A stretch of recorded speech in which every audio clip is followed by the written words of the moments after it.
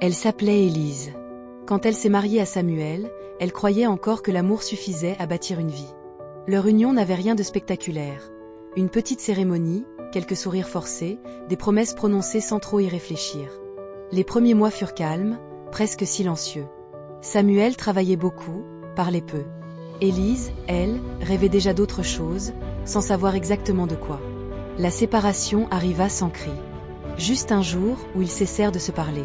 Samuel partit, laissant derrière lui une femme légalement mariée, mais déjà ailleurs dans sa tête. Quelques mois plus tard, Élise rencontra Martin. Martin était l'opposé de Samuel. Là où l'un se taisait, l'autre rassurait. Là où l'un comptait chaque dépense, l'autre promettait des lendemains meilleurs. Il ne lui demanda pas grand-chose. Seulement de la loyauté, de la vérité, et un peu de temps. Élise accepta tout, en parole. Très vite, Martin devint un pilier. Il payait le loyer, réglait les factures, parlait de projets. Un jour, il eut cette idée. Pourquoi ne pas construire ta propre maison? Élise sourit. Ce sourire qui faisait croire qu'elle y croyait aussi.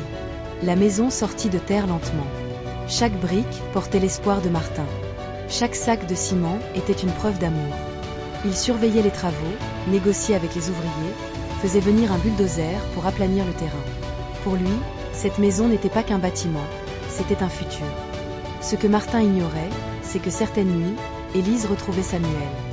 L'ex-mari revenait par petites touches, un appel tardif, un message nostalgique, une visite pour parler. Il parlait, oui, puis reparlait du passé, puis refaisait les mêmes erreurs. Élise se disait que ce n'était pas grave, que ce n'était pas sérieux.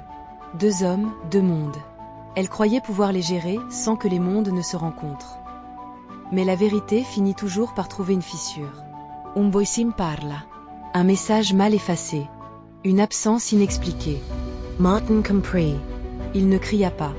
Il ne frappa personne. Il se rendit simplement devant la maison, encore inachevée, et resta longtemps silencieux. Tout ce qu'il avait donné était là, devant lui. Et tout ce qu'il avait cru n'existait pas. Le lendemain matin, le bruit du moteur réveilla le quartier. Le bulldozer avançait lentement, implacable. Élise arriva en courant. Martin arrête. On peut parler. Il la regarda enfin. Son regard n'était pas haineux. Il était vide. Je ne détruis pas ta maison, dit-il calmement. Je détruis le mensonge que j'ai financé. Le mur tomba. Puis un autre. Chaque effondrement ressemblait à un aveu trop tardif. Élise pleurait, hurlait, appelait à la pitié. Mais certaines trahisons ne s'excusent pas. Elle se paie. Quand le bulldozer s'arrêta, il ne restait qu'un terrain nu. Exactement comme au début. Martin partit sans se retourner. Samuel, lui, ne revint jamais. Élise resta seule, face au vide. Elle comprit alors une vérité simple et cruelle. On peut tromper des cœurs, mais on ne construit rien de durable sur le mensonge.